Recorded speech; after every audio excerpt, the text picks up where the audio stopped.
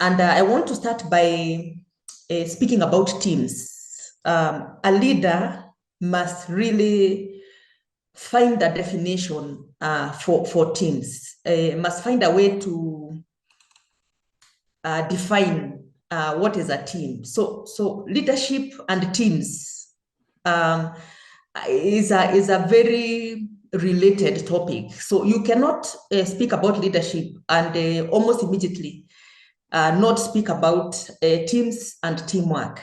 And when you talk about exclusivity, even from my own experience and my own perspective, is that it is very, very critical to define what is a team.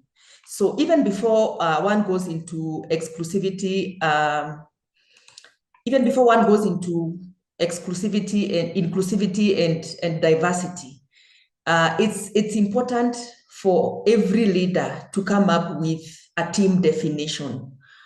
And certain words will stick out when you come to define your team. And the issue, first of all, of complementary skills is very important. So for you to have an effective team, for you to have a good team, then the issue of complementary skills, of course, is quite important.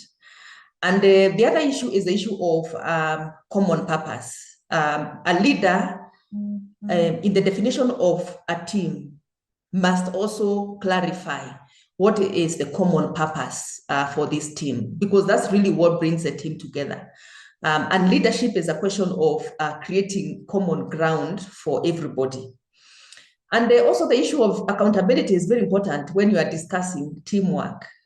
What are the levels of accountability in a team?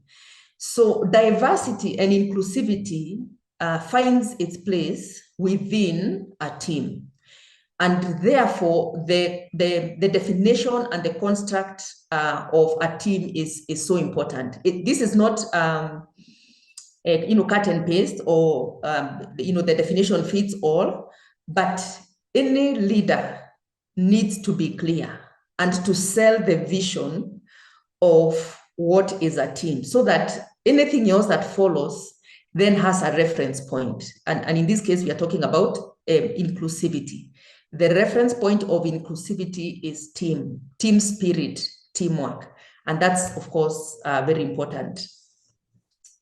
Now, you cannot sell something unless you are also convinced about the benefits. So even before we speak about, being inclusive, about diversity, we still have to visit the basics in terms of what are the benefits of inclusivity. And one of them is knowledge. Diversity or different perspectives bring on the table knowledge. So if a team excludes diversity, then there is a knowledge gap. There is something that team is missing from a knowledge perspective that they need to bring on board. So selling the vision of inclusivity also involves being very clear that for there to be good performance, for there to be effective performance, then the knowledge gap needs to be expanded, because with the more knowledge a team has, the more effective, the more efficient, the more they're able to tackle whatever is ahead of them. So setting the vision of inclusivity involves the issue of knowledge gap. Do we really want to have more knowledge than we already have? If we create even further and further inclusion and further diversity, does it expand our base? So that's a very important, benefit. And of course, the issue of perspective.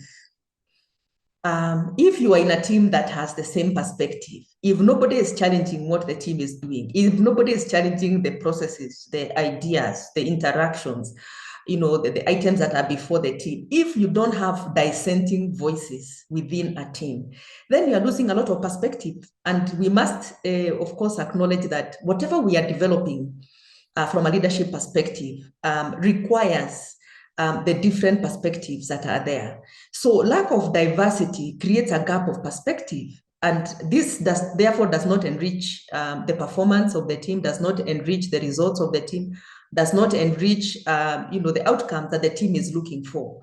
So we really must be convinced from a kind of vision perspective that, different perspectives actually enrich, the outcomes of the team. And then we have the benefit or the advantage of what you call experience. And because people are different, then their experiences are different. And if you have a team that is so uniform, that is composed of like people, like genders, like thinking, like personalities, basically then you're missing what you can call the human experience. Because in this world, different people, because of their very nature or their very orientation, they experience the world differently. And therefore, if you exclude them from a team, that creates an experience gap. So I'm coming from the point of view, or I'm pushing the idea that the vision on inclusivity should also bring about the benefits of inclusivity. Because when you're convinced about something, then it doesn't become very difficult to do it. So I think the idea is really to look at the benefits. What would be the benefits of inclusivity? The other thing about inclusivity, whether you call it gender inclusivity, personality inclusivity, is we have to go back to the drawing board in terms of why is it that people do not embrace inclusivity? Because if you are trying to cure something, you really have to go back also to the ground, to the basics, to the, to where did it come from? Where does it come from? And if we travel the road now of why is it that something that looks very logical is also very difficult? Why is it that something that looks so beneficial, people don't embrace it? And we really have to go and cure where it is coming from. So one of the things about inclusivity is that people fear conflict. And people fear working with people who are different from them. Now, that difference can be gender, this is men and women. That different can be personality, that different can be age, that different can be anything. So what is there about human nature is that people are more comfortable with people who are like them. Because when you are with people who are like you, then the idea of conflict does not really arise because you are thinking the same, you are doing the same, you are walking the same, you have the same perspective, you have the same. So the idea here is for us to cure inclusivity, we have to confront the fear of conflict and say, is it possible that this is what is the genesis behind lack of inclusivity? Is this a barrier to diversity? And what are we afraid of when it comes to including people? So at leadership level, people must confront the fear of conflict, the fear of different opinions, the fear of different perspectives, and see which is the best way then to handle conflict, so that when we say we be inclusive, then people naturally follow what we are saying. So for us to sell the idea or the vision of inclusivity, we have to talk about unhealthy conflict, either in the working environment, in whatever environment you find, even in society. We have to start the discussion of what is unhealthy conflict.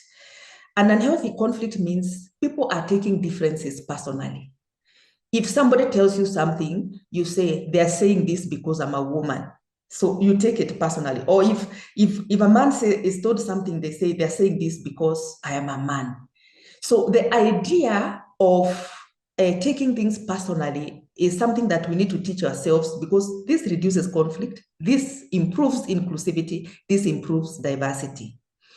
The other thing is personal baggage. People have to keep on finding out, am I reacting from a historical perspective? When somebody, and this happens all the time in a working place, you find that somebody is giving somebody an innocent comment, and then this person takes it in a completely different direction from what was meant before. And what is it? That person is reacting, is recalling things that happened to them, is recalling other interactions, is recalling other comments, is recalling times when they were put down. So now, anytime somebody tries to tell you something, you think they're putting you down. Anytime somebody tries to comment on something, you say, they're saying this because I'm a woman. That's not the case necessarily. So you have to think, what are the personal baggages you are bringing on board? Because that will not improve, dealing with conflict. Then the issues of retaliation. are things that also come from unhealthy conflict. People want to retaliate. You do this, I do this. You do this, I do this. You do this. So those are not good signs or signals that can foster inclusivity.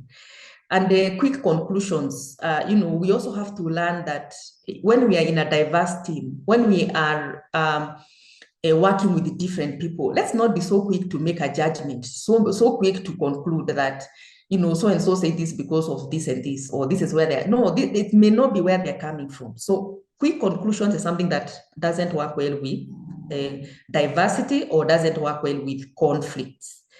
Now, the other thing is being expressive when it comes to conflict. We need to begin to learn that it's good to communicate. It's good to have a conversation. We need to start understanding what is a good conversation. How do we start a good conversation? How do we express ourselves in a way that actually reduces conflict, actually embraces diversity, actually embraces even where other people are coming from? How do we hold conversations that can actually bring out different, perspectives, can be more accommodating? Yeah. Then the other thing about conflict is sometimes people are so focused on themselves and less focused on solutions. In a diverse team, for us to have inclusivity, we have to learn to keep our eyes on solutions. So sometimes diversity breaks down because people are just like, what is in it for me? What does that mean for me? Where is this going? How will this affect me? It's all about you. But in a diverse environment, people have to improve more on solutions. What solutions can we bring on board? Can the common ground keep this team together from inclusivity and diversity perspective? So the issue of solution orientation, solution thinking is quite important in inclusivity and diversity. And then also the other thing that makes conflict even worse is when people become territorial. This is my territory. This is my place. These are my boundaries. This is my working place. So I think we have to learn to improve on, creating our own territories, creating our own kingdoms, creating our own divisions, creating our own departments. And we have to really move beyond that. Instead of defending territory, we have to be more about how do we include, how do we become more accommodating, more diverse in this team. So unhealthy conflict is an enemy of diversity. And if you check mostly, when you go to your working life, you'll find that inclusivity fails from the perspective of unhealthy conflict. And this is something we have to confront, because you cannot cure something unless you acknowledge where it is coming from. So we have to go to the bottom of unhealthy conflict. And then we have to paint a picture in a team when it comes to diversity of what we call healthy conflict. And we have to give people the vision of impartiality, of being not looking who is contributing, not looking where that person's gender is coming from, their age, their personality. Impartiality. We have to paint a picture in leadership of equality, impartiality, that everybody has a right to contribute. And the healthy conflict also desires to know the person. For us to cure lack of inclusivity, we have to develop interest in other people. You have to become curious. How do women process issues? When we say women are emotional, what really are we talking about women? Being emotional, does that mean that this person is not competent? Being emotional, does that mean that this person is not right thinking? Being emotional, does that mean that this person is not analytical? Where are they coming from? So the idea of curiosity, the desire to genuinely know people, where they're coming from and what they stand for, is very, very important. And then looking for resolution, critical in creating inclusivity and diversity. and being helpful in our creating a culture of helpfulness, where people are really volunteering in terms of how do we move things forward? How do we create solutions? How do we create a common ground? How do we create motion? So the issue of having a vision of healthy conflict is very important in inclusivity and very important in diversity. And also teaching people about seeking understanding. A diverse team cannot work well together unless everybody embraces understanding. Understanding really means that you have to be genuine about knowing, where people are coming from, what people are thinking about, what drives people, what people value. I mean, that is something that we need to nurture in a culture of inclusivity and diversity. And then, of course, becoming part of the conversation, sharing is very important. And this one, you have talked about solutions. And then being open or flexible.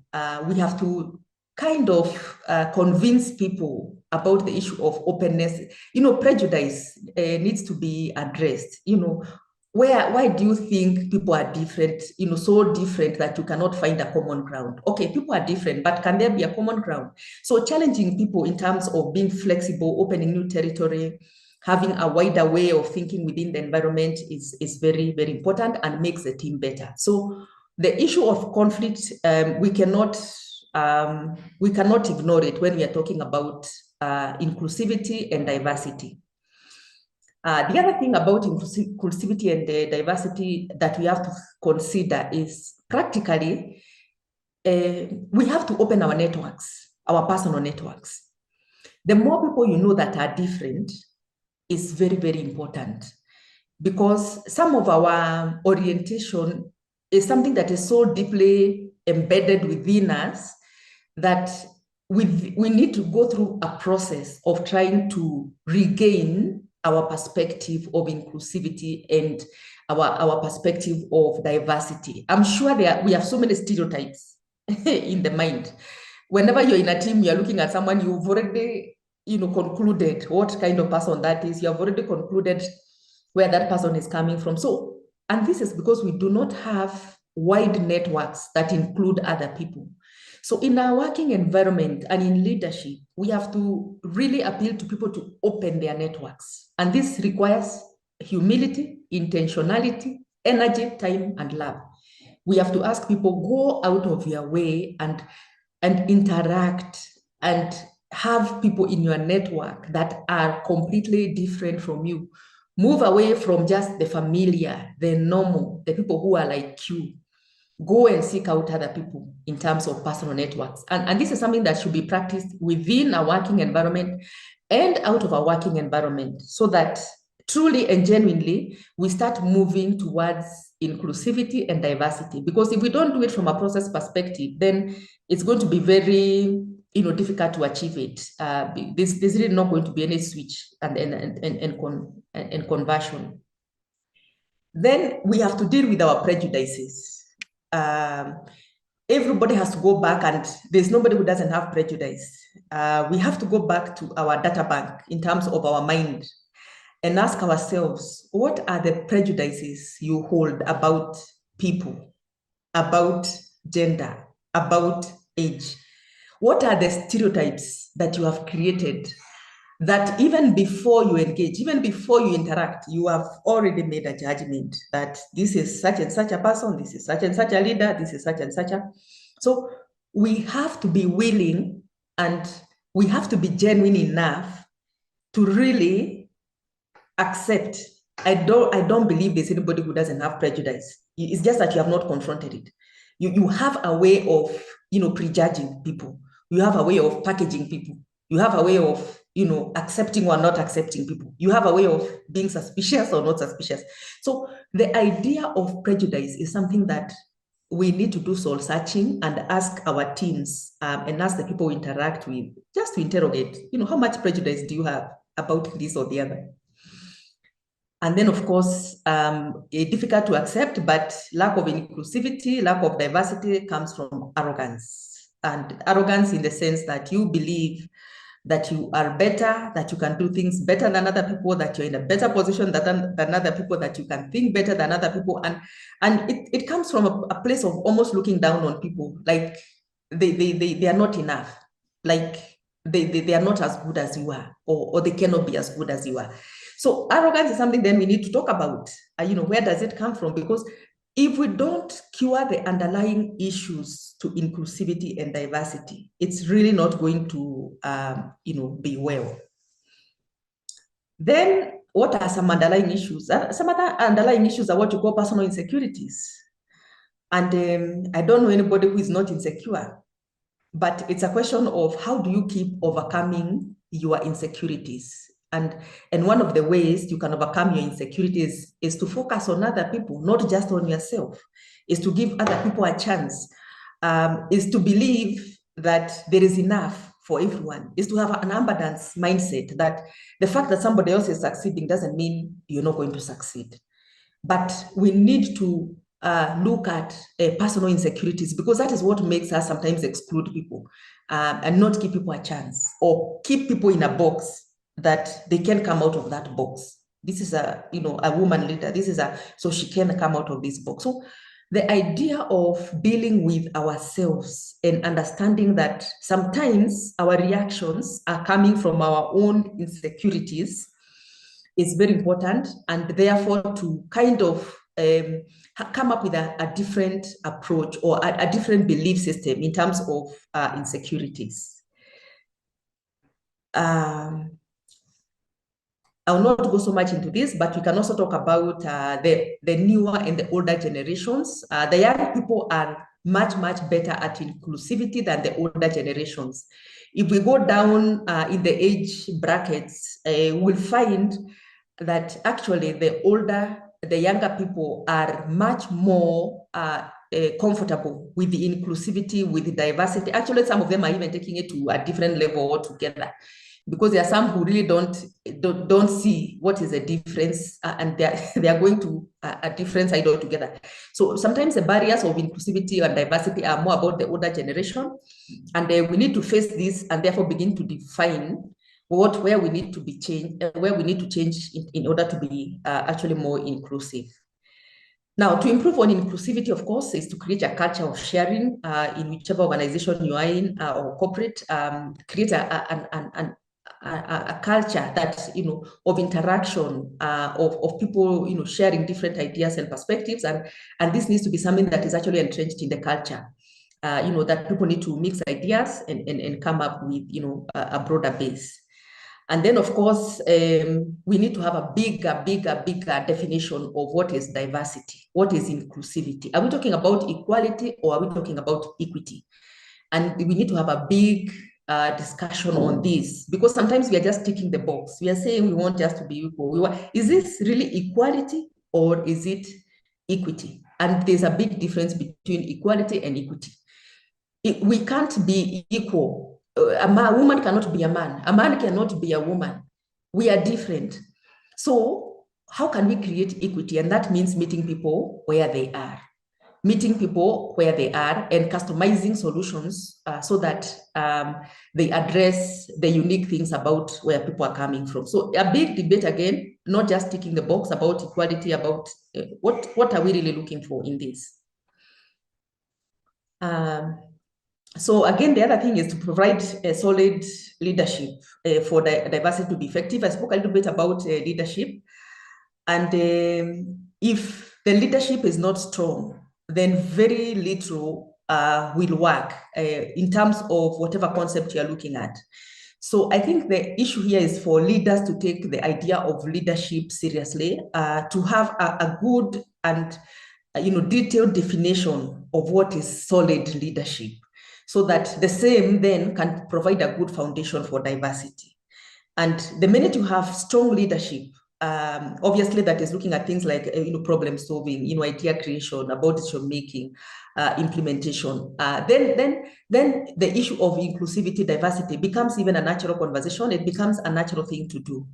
And people are able to understand that diversity, of course, is good when it comes to problem solving and creating ideas. A leader needs to understand that. But there's a downside of diversity as well, because unless you are a strong leader, if the team is diverse, decision making is going to be a problem. Implementation is going to be a problem because people will be coming at it from where they're coming from. Like I need to, you have to include my, opinion. You have to include my idea. And when it comes to implementation, everybody will be saying, I'll do it my way, I'll do it this way. But the idea of leadership is now creating a balance between getting problems solved and creating ideas, and also now being quick to make decisions and implementation. The two must be balanced.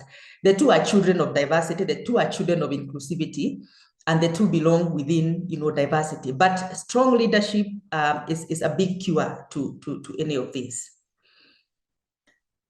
So I want now to start signing out, and I've talked about the barriers to diversity, and of course, some of the solutions that can be there within a working environment when it comes to diversity and inclusivity. And because the other panelists, I want to cut it there. And I want to thank you for inviting me. Thank you very much. And this is what I have to share for today.